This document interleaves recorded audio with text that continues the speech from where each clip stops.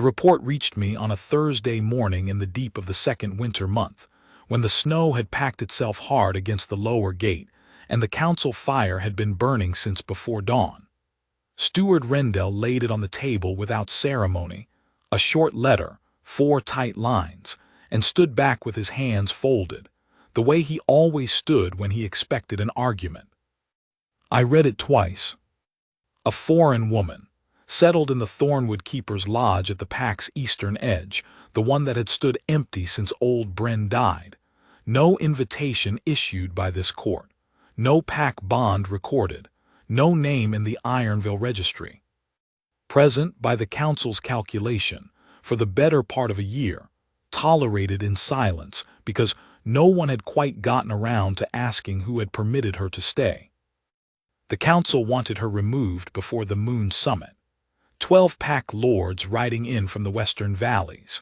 A foreign, unbonded woman sheltering in Ironville's eastern wood was, in Rendell's words, a liability. "I'll see to it myself," I said, mostly because sending Rendell would have turned one quiet morning's work into a week of reports. He looked relieved in the way that told me he'd already half expected to be sent. I rode east in the early afternoon, through the birch corridor, and along the frozen stream bed that marked the boundary between the pack's working yards and the old keeper's wood. The sky was the particular flat gray of a winter that wasn't finished with you. My breath and the horses moved together in white bursts. I wasn't thinking about the woman.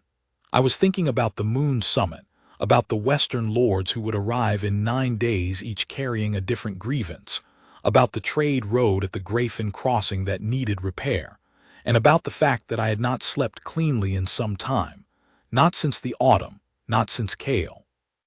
Cale was the reason I hadn't slept cleanly. He was my great wolf, not my wolf in the way a man might own a dog, not that at all. He was the wolf bond of the Ironville Alpha line, a vast, silver-coated creature with a chest like a draft horse's, who had walked beside every king of this pack for 4 generations. He slept below my chamber. He ran before me when I rode. He sat at the door of the great hall when the council met, and let no one enter whose heart he did not trust. In the 20 years of my kingship, I had trusted his judgment over every steward, every strategist, every lord who rode through my gates. In the autumn, Cale had collapsed. There had been no injury I could find, no wound, no illness any of my 3 pack healers could name. He had simply diminished. His coat lost its silver sheen. He ate half what he had eaten. He lay in the snow of the inner courtyard for hours at a time without moving, and when I called his name, he turned his head but made no effort to rise. My healers had burned half the territory's stock of healing root over him. They'd sent for the old moonseer at the valley's edge, who had come and looked at him for a long time, and then said only that some things were not within the reach of medicine, and that a great wolf's fading sometimes meant the line itself was in need of something the wolf understood and the king did not. I had not found that useful. By the time the first snow fell, Cale was lying in the eastern courtyard, barely rousing for meals, and I was sleeping in the chair outside his alcove more nights than I slept in my own bed. My healers had run out of ideas. My mother, the old Luna of Ironville who had lived in the West Tower chambers since my father's death, had taken to visiting him each morning with a small pot of broth and a wool blanket, and had stopped offering opinions because she'd exhausted hers. I did not know what else to do for him. So I rode east that afternoon to remove one unbonded foreign woman from the keeper's lodge, and Cale was not in my thoughts, and the gray sky pressed low over the birches, and the cold was the kind that settles in the joints. I smelled it before I reached the lodge. Not the cold, not the pine. Something warm, something that had no business being in a frozen wood in the second month of winter. The smell of something boiled down from bark and river stone and dried thyme root, the kind of smell that belongs to a healer's cottage in summer, not to this gray and freezing afternoon. And underneath it, another smell, one that stopped my horse without any instruction from me. Wolf. Not one wolf, A number of them. I dismounted at the lodge's edge and looped the reins to a birch branch, and I walked forward through the trees toward the warm glow of a window. The lodge was a small stone building, low-roofed, with a covered porch and a woodpile that someone had stacked with considerable care. There was smoke from the chimney. There was a faint sound from inside, not voices, not quite, but something rhythmic and low, like a woman talking to herself or talking to something else. I stepped around the side of the porch and stopped. There were 7 wolves. Not pups, grown wolves. 3 of them large enough to have served as werewolves in another era, the others mid-sized, all of them from Ironville's outer ranges, all of them lying around the covered porch in various states of rest. One had a bandage of linen around its left foreleg, clean and neatly tied. One lay with its head on the porch step and looked up at me when I appeared with an expression of slow, drowsy unconcern. The largest, a red-brown male, I recognized as one of the northern range wolves who had gone missing after the autumn storm. The one my rangers had stopped searching for lay on his side at the edge of the porch, with his ribs rising and falling in the long, deep rhythm of genuine sleep. They were all alive. They were all visibly healing. I stood in the snow and looked at them and felt a shift of something behind my ribs that I could not immediately name. Not surprise, exactly, and not the sharp instinct of the pack bond, but something quieter and more precise, like a word recalled that you had been reaching for all week. The door opened. She was not what I expected, though in fairness I had not formed an expectation, having spent the ride thinking about trade roads. She was slight, dressed in a heavy wool work dress the color of clay, her hair pulled back simply.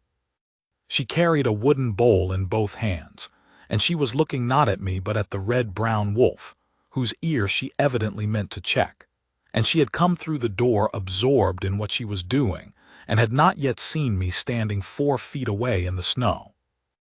She was perhaps 30, perhaps a little more, a little less, that kind of steady-faced woman whose age was hard to place because her face had the quality of someone who paid close attention to things and found most of them interesting. There was nothing remarkable about her to look at, nothing that announced itself.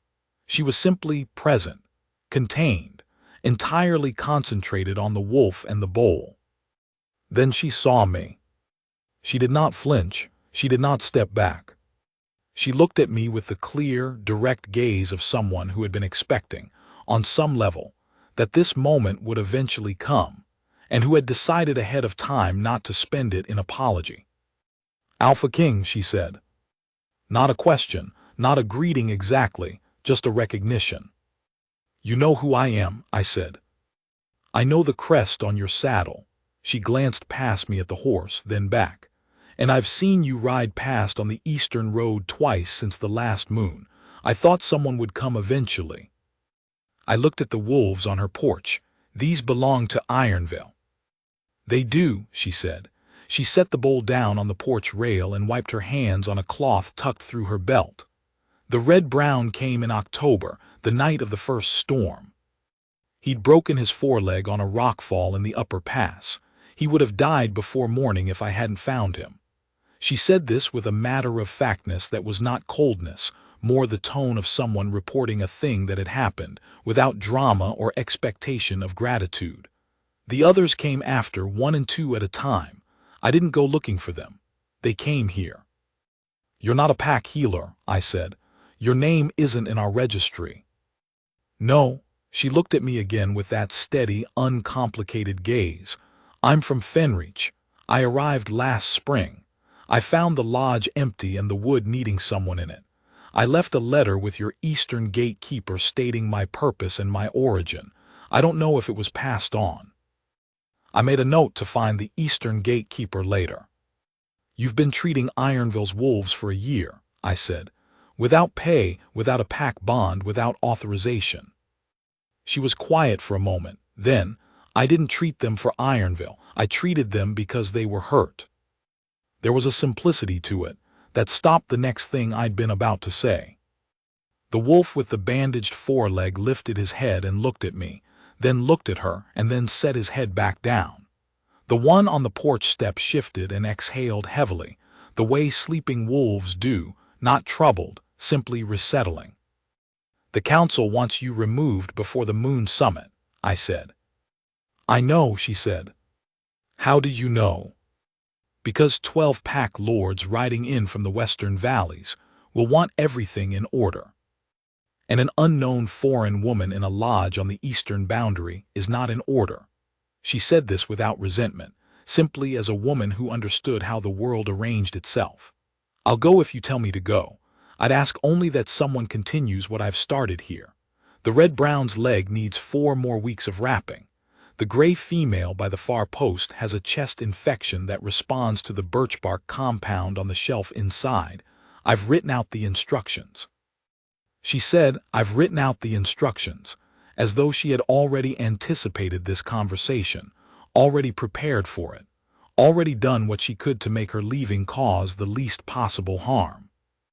I stood in the snow outside her lodge on a gray afternoon, with 7 of my pack's wolves resting at her feet, and something in me, the part that had spent the autumn watching Kale fade and finding no answer for it, became very still. "Where is your family?" I asked. It was not the question I had meant to ask. "My mother died when I was 19, my father before that. I trained under the old healer at Fenreach for 12 years, and then she died too, and there was no longer a reason to stay." She said it without self-pity, in the way that people who have learned to carry their losses cleanly speak of them. I had heard that the wolf populations in the northern valleys were struggling after the storm seasons. "I came to see if I could help." "You came to a foreign pack's eastern wood alone," I said, "and settled a dead keeper's lodge, and spent a year treating injured wolves, without asking anyone's permission or seeking any recognition." She looked at me. "Yes," she said, "that is what I did." I did not speak the next thing immediately. I stood in the snow and looked at the wolves on her porch and at the woman who had tended them, and I thought about the trade road and the moon summit and the eastern gate keeper who had apparently received a letter that never reached me. And I thought about Kale, who was lying in the eastern courtyard of my hold with his coat gone dull and his great head resting on the stone, and who was not improving. "There is another wolf," I said, "not a range wolf." "He is," I stopped, because I was not sure how to describe what Kale was in a way that a stranger would understand. She waited. "He is the wolf bond of the Ironville line," I said. 4 generations. He has been diminishing since the autumn. My healers have found no illness they can name. The moonseer said it was beyond medicine's reach."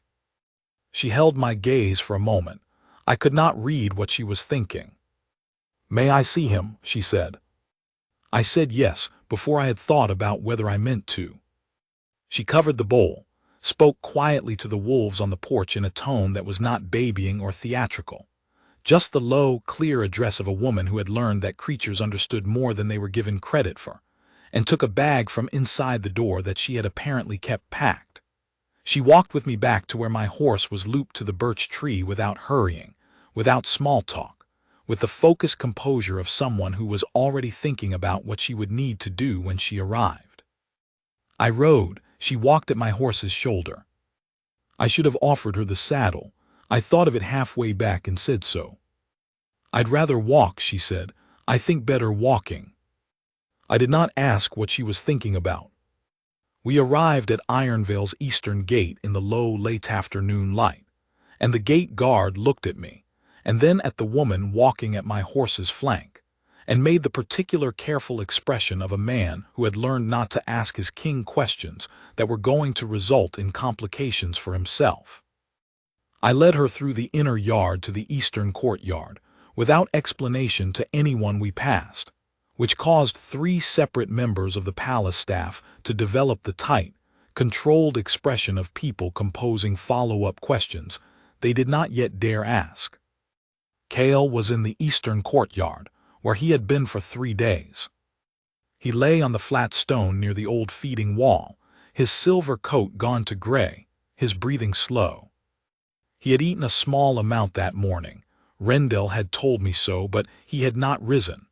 When I stepped into the courtyard, his eye opened and tracked to me, and then moved quite deliberately to the woman at my side. He went very still. Not the stillness of sleep or exhaustion, the stillness of an animal attending to something. She stopped walking the moment she saw him. She stood at the courtyard entrance and looked at him for a long moment, and then she did something that I had not seen any of my 3 healers do in all the weeks of visits and consultations. She sat down on the cold stone of the courtyard floor, not beside him, not yet, at a distance. She sat, and she was quiet, and she waited. Cale watched her. I did not speak. I stood at the courtyard's edge and watched them both, and the flat gray sky was pressing down, and the cold was in the stones, and the whole yard was silent except for the distant sound of the kitchen fires and the far-off, muted noise of the pack going about the afternoon. After what might have been 5 minutes, Cale lifted his head. Not much, an inch, perhaps 2, but he lifted it, and he looked at her with the full, direct attention that I had not seen from him since before the autumn, and the quality of it, the aliveness of it, made something tighten in my chest that I was careful not to name. She moved then slowly across the courtyard floor, not toward his head, toward his flank. She pressed one hand lightly against his side, below the shoulder, the way you would feel a heartbeat, and she closed her eyes. I watched her face. There was no performance in it, no studied healer's authority. She sat on the cold stone with her hand against my wolf's flank and her eyes closed, and her face held the concentration of someone listening to something very faint. After a long time she said, quietly, not to me, "You've been carrying this a long time." I did not know if she was speaking to Cale or to the air. Cale made a sound.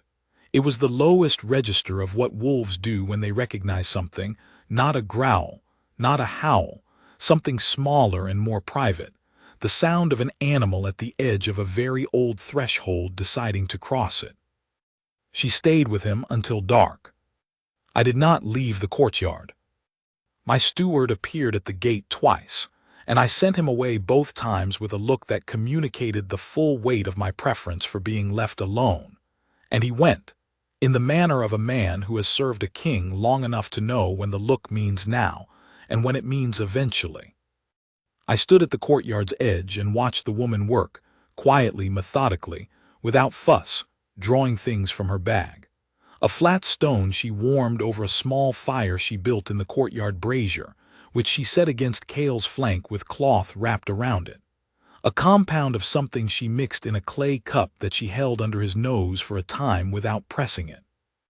Her hands moving over his shoulders, his ribs, his throat, with the steady purpose of someone who knew what she was doing and needed no audience for it. When the courtyard grew fully dark and the torches lit themselves by the gatekeeper's hand, Cale was still, but his breathing had deepened. The quality of his stillness had changed in a way that was difficult to articulate. It was no longer the stillness of a creature fading outward, but the stillness of something gathering itself back in. She sat back on her heels and looked at him for a long, quiet moment. Then she looked at me. "He isn't ill," she said. "My healers." "Your healers were looking for illness. There is no illness." She looked back at Cale, who had closed his eyes. "He is grieving." I did not speak for a moment. The courtyard was cold. The torchlight moved over the stone. "Grieving," I said. "Something is missing," she said simply. "Something he has been waiting for a long time, and that has not come. A wolf bond of this age and this depth. He's not ill. He's waiting." She paused. "Some things can look the same from the outside." I thought about the Moonsier's words, that a great wolf's fading sometimes meant the line itself was in need of something the wolf understood, and the king did not. I thought about the fact that I was 43 years old, and that I had governed this pack for 20 years, and that I had not taken a mate, and that every time the council raised the matter I had ended the conversation with the kind of finality that had eventually taught them to stop raising it. I did not say any of this. She began to pack her bag. "You'll stay the night," I said. It came out not as an offer but as a fact, and I heard it that way as soon as the words were in the air. "It's too late to walk back to the lodge," I added, because that was true, and also because I wanted there to be a practical reason in the sentence in case she needed one. She looked at me with that direct, clear gaze. "All right," she said. She did not make it a question. She did not reach for the edges of what I meant. She simply accepted the practical fact of it. It was late, it was cold, it was 2 miles through dark trees, and said all right, in the way of a woman who understood that hospitality was not a complicated thing unless you made it one. I had her shown to the East Wing guest chamber, the one that looked over the inner garden.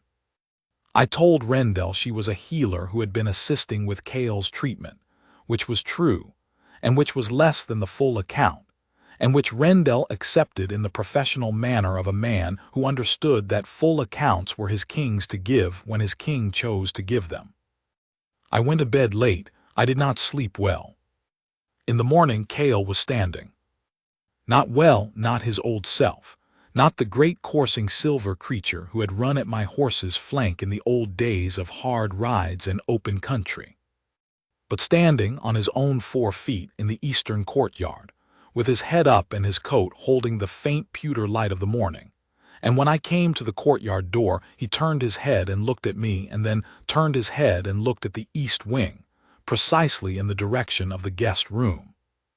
I went inside and found her in the east wing corridor, already dressed, with her bag in her hand, asking one of the kitchen girls which door led to the courtyard. She stopped when she saw me. "You were going back," I said. "The Red Brown's leg needs to be rewrapped," she said, "and I wanted to check on Cale before I left." "You were going to leave without telling me." She looked at me steadily. "You told me last night to stay. I stayed. You didn't tell me to stay past morning." I thought about this for a moment, because it was accurate. "Will you have breakfast?" I said. Not quite a question and not quite a command, somewhere in the register between them. "Yes," she said, in the matter-of-fact way she seemed to have for everything.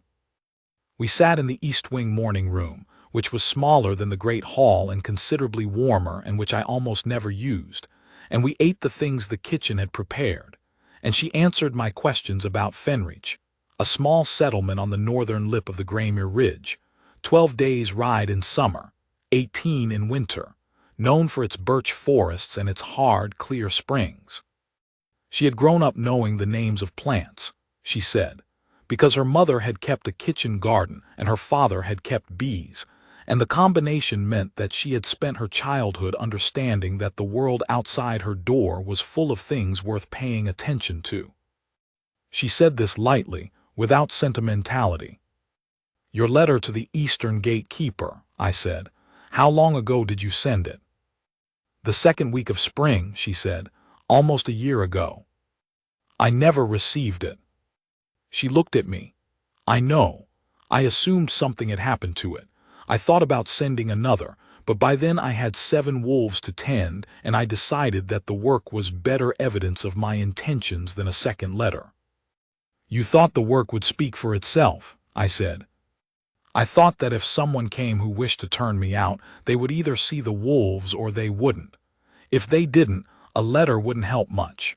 If they did—" She stopped. "If they did," I said. "Then we would talk," she said simply. "As we are talking now." I looked at her across the small table with the morning coming in through the east window and the courtyard sounds beginning outside. And I thought about the fact that this woman had arrived in the eastern wood of my pack with no invitation and no standing, and had spent 12 months quietly healing every wounded creature that found its way to her door, had prepared the instructions for her own replacement before I even arrived to tell her she was leaving, and had sat on cold stone in a winter courtyard for 3 hours because a great wolf needed someone to sit with him. All of this without asking anyone's permission, and without telling anyone what she was doing. There was something running just under the surface of my awareness that I had been trying not to look at directly since the moment I had smelled the warmth coming from that lodge in the frozen wood. It was not the pull of the alpha-line bond, not the wolf claiming, not the formal ceremony of mate recognition. It was quieter than that, more specific. It was the feeling of recognizing a thing that had always been true, but that you had only just found the right angle to see from. "What is your name?" I said. She had been looking at her cup. She looked up. "Marin," she said. "Marin." I said it as a man says a name when he is deciding whether it fits the person in front of him. It fit. "I am Aldrich." She looked at me with that steady, uncomplicated gaze and said nothing, and I had the sense that she was being extremely careful not to say something. I did not ask what. I asked her instead about the wolves, the specific ones on her porch, the state of the outer range population, the plants she had been using from the eastern wood, and whether there were any she had been unable to find. She talked about these things with an ease and precision that told me she had thought about them a great deal, and I listened. And the morning opened around us, and neither of us mentioned the moon summit or the council or the question of whether she was leaving or staying. She stayed 3 days initially. She told herself, I found this out much later, that it was because the council's wolves needed checking, and because Kale needed follow-up, and because the chest infection in the gray female had taken a turn that needed the birch bark compound adjusted. These were all true. They were not, she admitted, the whole truth. I knew what they were not. I was not in the habit of examining my own instincts too closely. I had governed for 20 years by acting on them and accounting for them afterward, which is a less reflective approach than some would approve of and more effective than any of my 3 strategy advisors. What I felt in those 3 days, what I had felt since the moment I stood in the snow outside the keeper's lodge and heard the quality of silence inside it, the warm, living silence of a place that was being cared for, was not confusion. It was the opposite. It was the particular clarity that comes after a long time of not quite knowing what you are waiting for, and then seeing it. On the afternoon of the second day, I rode out to the keeper's lodge with her, on the pretext of checking the outer wolves' condition myself. It was a thin pretext, and she did not address it as such, which I appreciated. We rode the 2 miles in a comfortable silence. Comfortable in the particular way that silence is comfortable between people who are not performing anything, and are therefore not required to fill the air with words to prove the absence of discomfort. I had spent 20 years in rooms full of people performing conversations, and the quiet of that road through the birch corridor was the best 2 miles I could remember riding in some time. The red-brown wolf was awake when we arrived, sitting upright on the porch, his rewrapped foreleg extended carefully in front of him. He looked at me with measured patience, and at Marin with the immediate, settled recognition of a creature who has determined that someone is trustworthy and does not need to keep reassessing the question. She went to him first, as I had known she would, and checked the leg, and adjusted the linen, and spoke to him in that low, clear voice that I had first heard through the lodge door and that I had been hearing since, in the corridors of my own hold. I watched the other wolves on the porch, the bandaged foreleg, the gray female's easier breathing, the large red-brown who had been lost in the autumn storm and written off by my rangers, sitting in the winter sun with the particular quality of a living thing that has been brought back from the edge of something and is glad to be on the near side of it. "How long have you been doing this?" I asked her. "Healing, not just here your whole life?" She looked up from the gray female's chest. "Since I was 12, she said. The healer in Fenreach took me on when she saw me trying to mend a bird's wing with a strip of my dress hem." She paused. "She told me I had the wrong instincts for it, that healers didn't get attached." "You disagreed," I said. "I was 12, she said. "I didn't argue, but I thought about it for 20 years and eventually decided she was wrong." She looked at the gray female. "The attachment is the point. If you don't mind that it hurts, if you don't notice when something is suffering, you don't have the instinct to begin with." I thought about that for the ride back. I thought about it while the afternoon light changed through the birch trees, and the snow reflected it in shades that shifted from white to gold to a pale, cold blue. I thought about it while I made myself review the trade road estimates and the summit logistics, and the 12 separate briefing notes Rendell had left on my desk that morning, and I could not entirely set it aside. The attachment is the point. I had governed this pack for 20 years by mastering the discipline of not attaching to outcomes before their time, holding decisions at a remove, reading every situation at the right distance to see it clearly. It was good governance. It was also, I understood, having made a great deal of it into a habit, something I had extended into areas of my life where it perhaps did not belong. A man could be so accustomed to holding things at arm's length that he forgot what it felt like to simply reach out.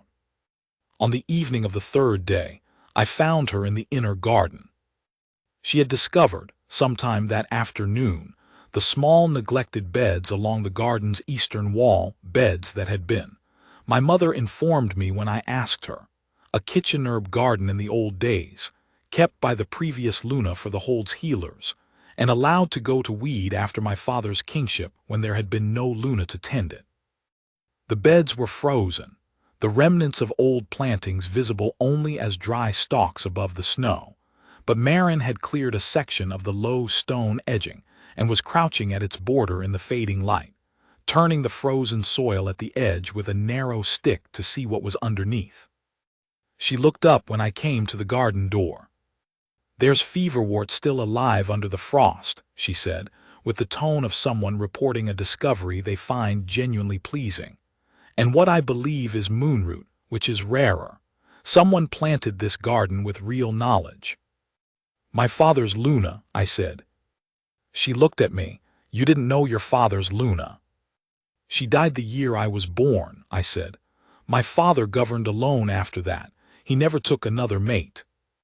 Something shifted in her face, not pity, which I would not have wanted, but the kind of understanding that a perceptive person extends to a piece of information that explains another piece. "And your father," she said carefully, "governed alone for how long?" 31 years, I said. She turned back to the soil. She did not say, "And you have been following his example." She did not need to. We both heard the shape of what I had not said and what I had been not saying for 2 decades. "The moonroot will bloom in spring," she said after a moment. "If someone turns this bed before the deep freeze comes and covers it properly, it will come back." "Are you offering to tend it?" I said. She was quiet for a count of 3. Then she said, without looking up from the soil, "I am saying it would be a shame to let it go another year." I stood in the garden door in the cold evening light and looked at the back of her head and the capable steadiness of her hands in the frozen soil, and I did not say anything for a moment, because sometimes a thing is said clearly enough without a word appended, and adding one would only dilute it. "Yes," I said, "it would be a shame." She stayed 4 days, in the end not 3. On the second morning of her stay, Cale followed her through the inner yard. Not at a distance, at her flank, where he had walked at mine for 20 years, his great silver head at the level of her shoulder. She did not make anything of this. She reached down once and ran her hand along his ear without breaking stride, in the way she touched the wolves at the lodge, not dramatic, not performed, simply the gesture of a woman who understood that the wolf was there and that it wished to be acknowledged. The kitchen staff saw this.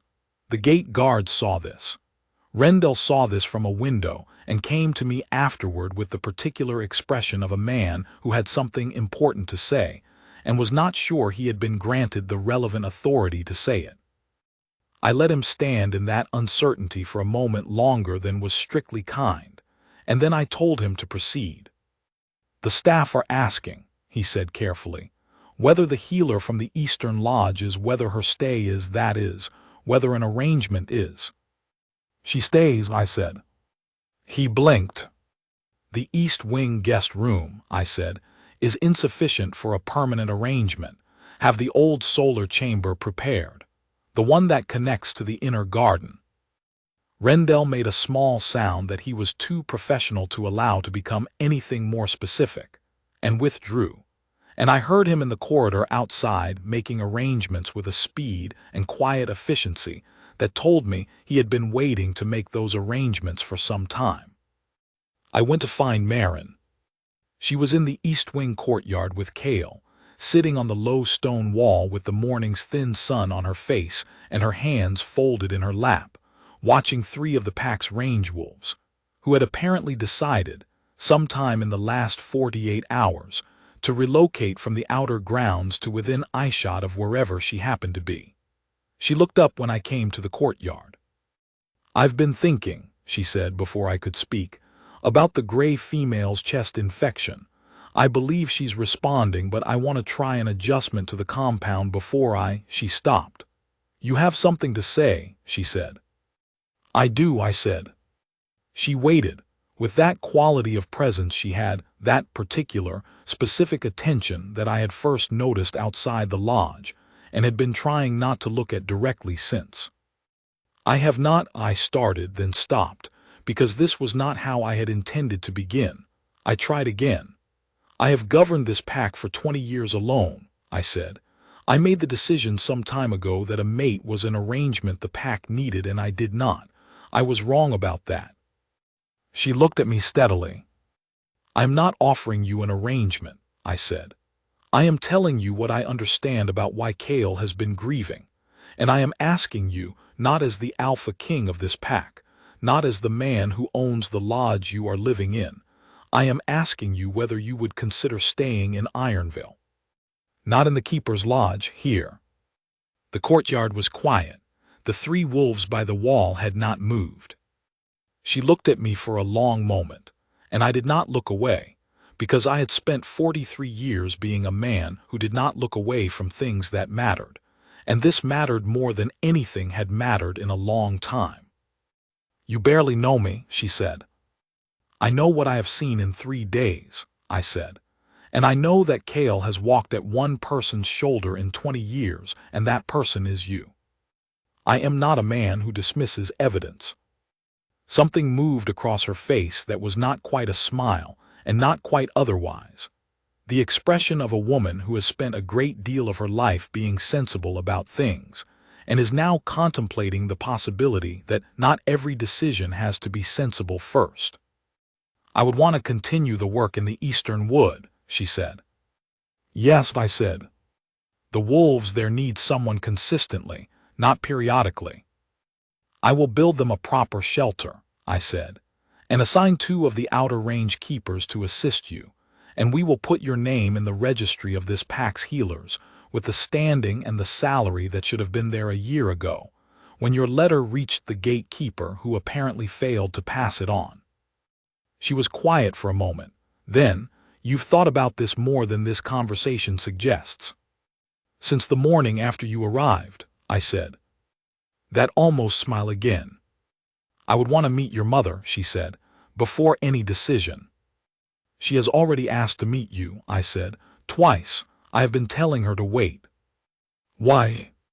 "Because some conversations should happen in the right order," I said. The quality of her stillness shifted. She turned and looked at Kale, who was sitting beside her with his great head angled slightly toward her shoulder, and who was, there was no other word for it, waiting. "All right," she said quietly. Not yes to everything, not a declaration, not the grand sweep of a ceremony. Just, all right. In the register she used for things that were true and that she was choosing to be true to. It was enough. My mother met her that afternoon in the West Tower sitting room, the one that had always been warm because it faced the afternoon sun, and because my mother had filled it over the decades with more wool cushions than any room strictly required. I did not attend, that conversation was theirs, but I passed the door an hour later and heard them laughing about something, a clear, unguarded sound that I had not heard from my mother in some time, and I did not interrupt. The moon summit came in 9 days. When it came, Marin was not in the Keeper's Lodge.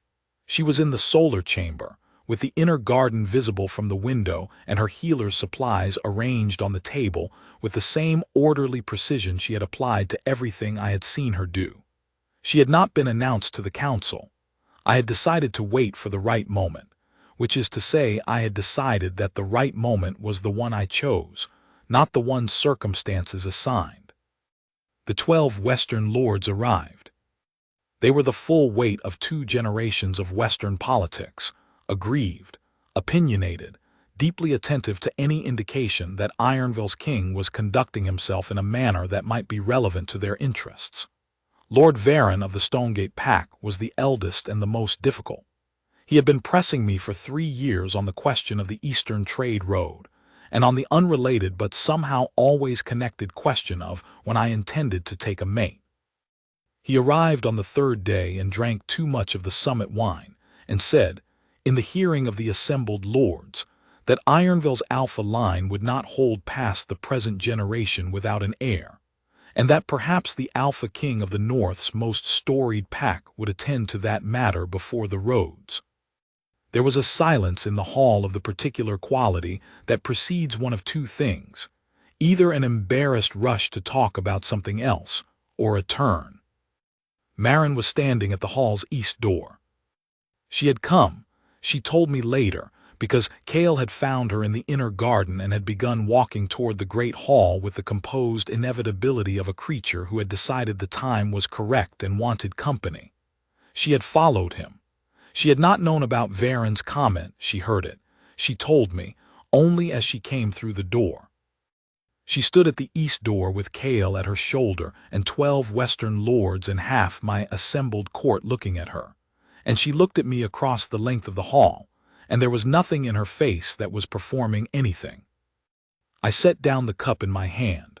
I crossed the floor of the great hall at Ironville, the hall my grandfather had built and my father had governed, and in which I had made every significant decision of my 20-year kingship, and I crossed it without hurrying, with the full deliberate weight of a king who knows what he is doing, and I stopped in front of her. This, I said to the assembled hall without looking away from her, is Marin of Fenreach.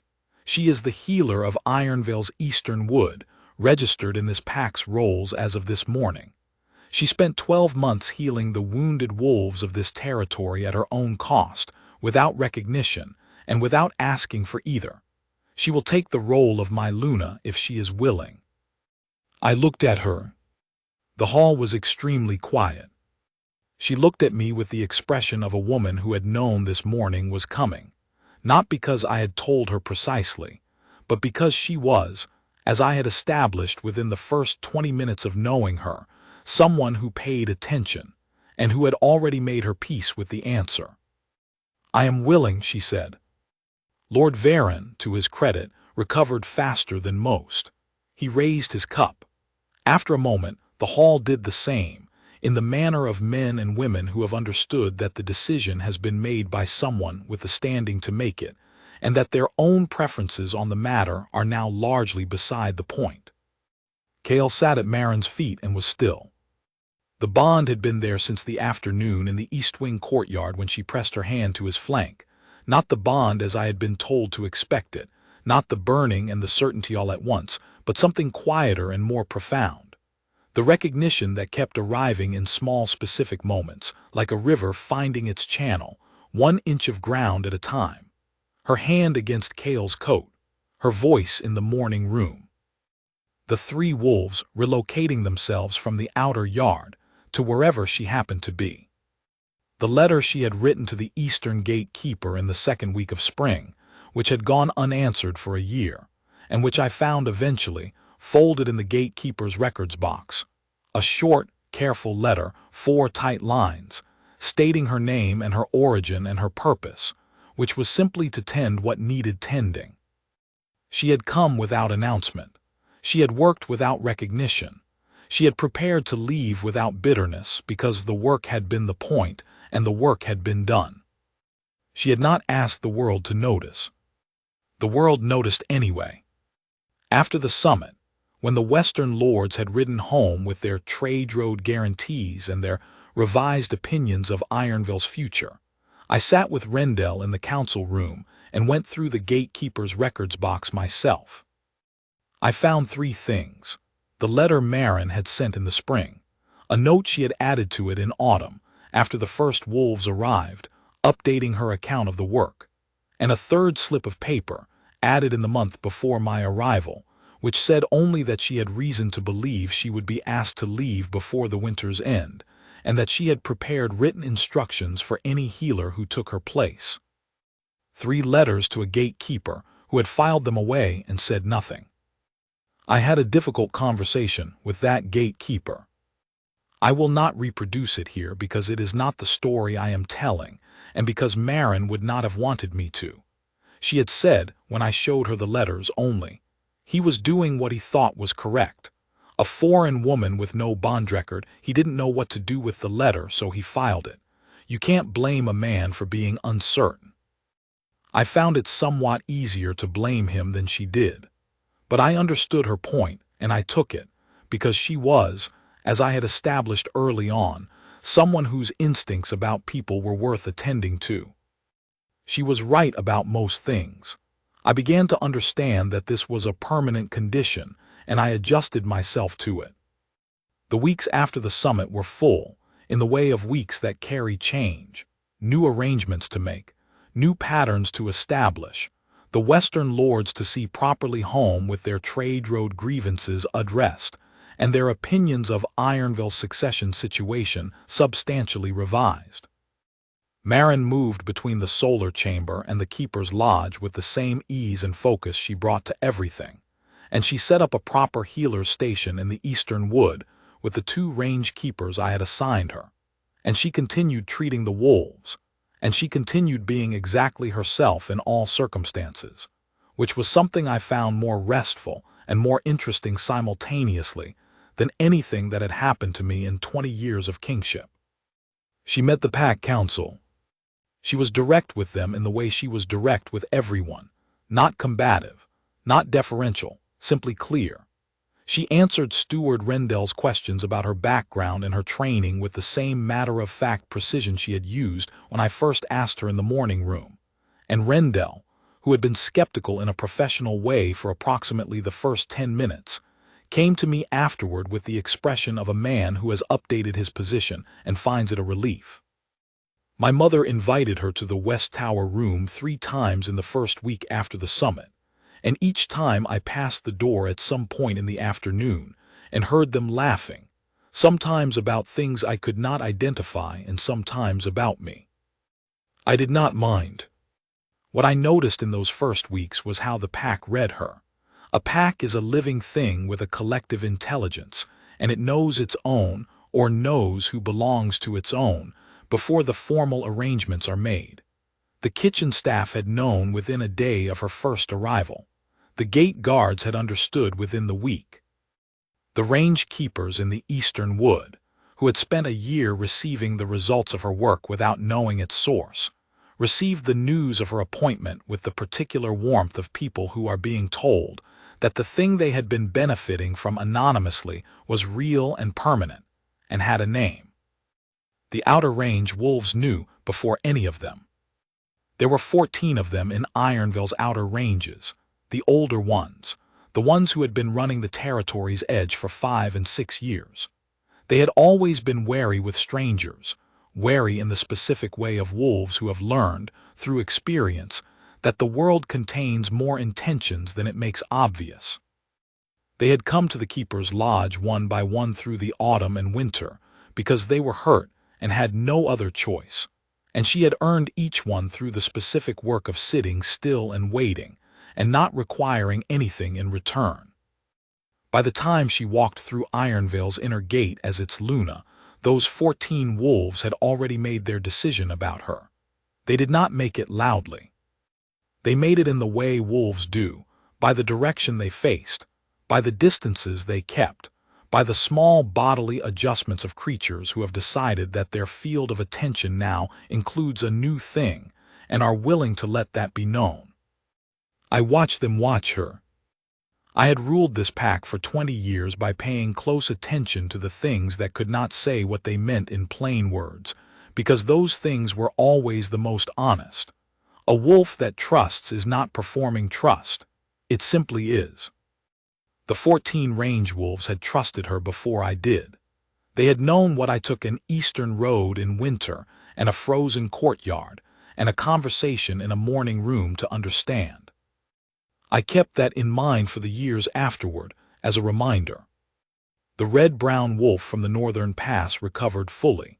He returned to the outer range in the 3rd week of the 3rd month, his forelegs sound, and Marin watched him go from the lodge porch with the quiet satisfaction of someone who has seen a thing through to its conclusion and finds the conclusion sufficient. She did not ask for acknowledgement of this. She simply watched him run, and then she went inside and checked on the next wolf in her care. I watched her from the tree line, having ridden out that morning on the eastern road. I had not told her I was coming. This was a thing I had begun to understand about myself in those weeks, a man who liked watching her work when she didn't know she was being watched, because she was the same person both ways, the same attention, the same steadiness, the same absence of performance. I had governed a pack for 20 years and developed considerable instincts for the difference between what people were in public and what they were in private, and Marin was the same in both, in the uncomplicated way that people are when they have decided that the gap between those two things is more effort than it is worth. She looked up from the lodge porch and saw me in the tree line. She raised one hand, not in greeting exactly, just in acknowledgement, the way you acknowledge something that is present and that is welcome, and that does not require elaborate ceremony to say so. I rode forward. There was a great deal of what followed that I will carry with me for the rest of my life. The ceremony in the great hall, the marking of the bond, the morning she took her place at the council table for the first time, and looked down its length at the assembled faces with the same direct, untroubled gaze she had turned on me outside the lodge in the winter snow. There was the letter she wrote to Fenreach, informing the settlement's council that she would not be returning, and the one she received back, which made her sit quietly for an evening in the solar chamber with the garden window open and the last of the day's light on her face.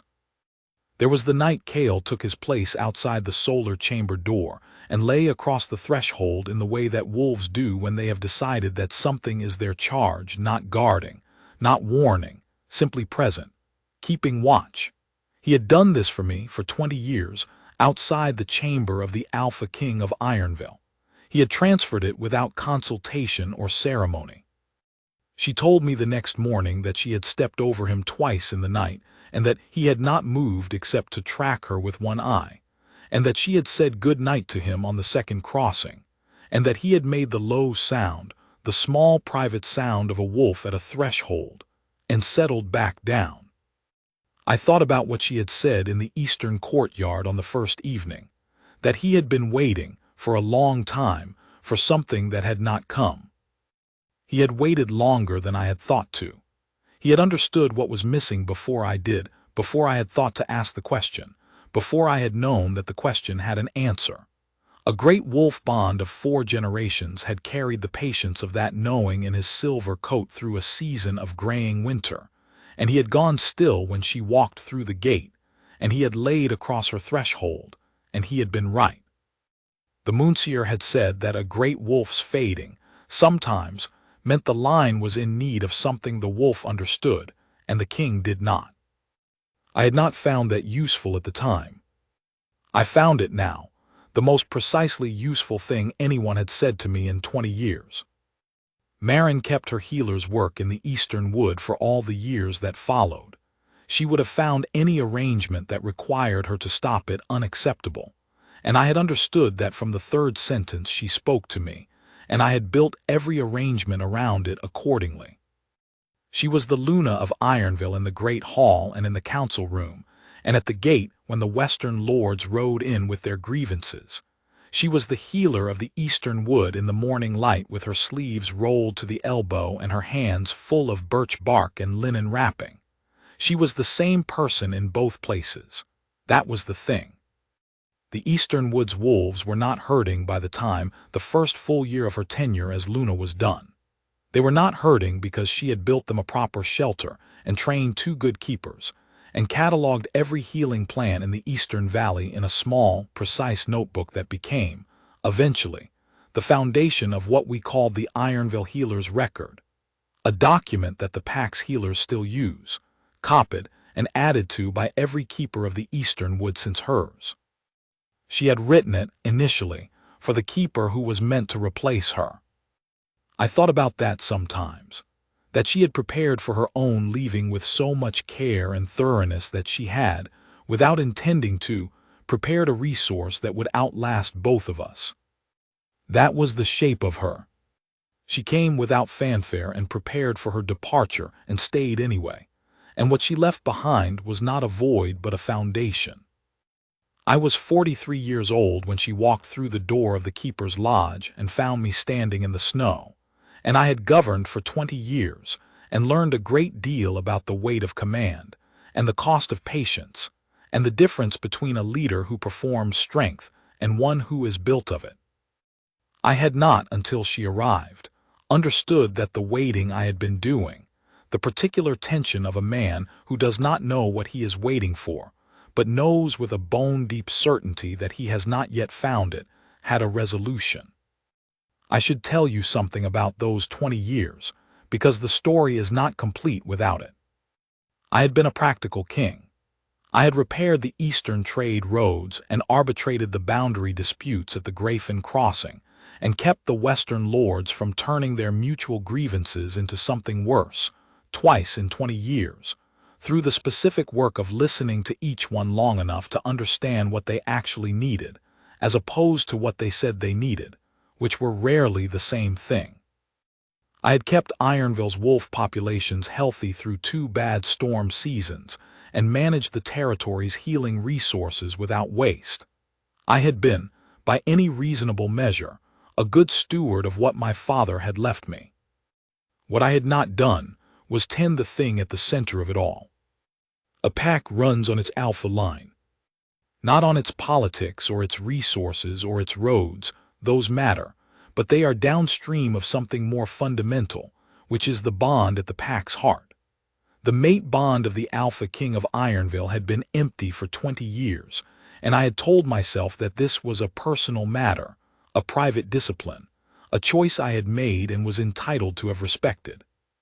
What the Moonseer had tried to tell me, in the only language she apparently felt was available to her, was that the wolf bond and the pack and the Alpha King himself were all the same system, and that you could not let one part of it go unmet and expect the rest to remain unaffected indefinitely. Cale had understood this.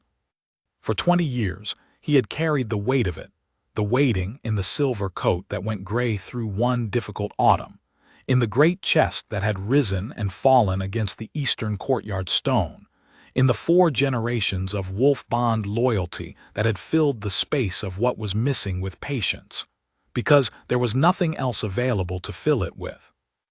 I understood now what it had cost him. I understood what it had cost the pack, too, not in any visible way, not in the trade roads or the council decisions, but in a quieter register, the register that women like my mother and the old Moonseer and apparently Marin of Fenreach were able to read with considerable ease, and that I had been declining to read for the better part of 2 decades.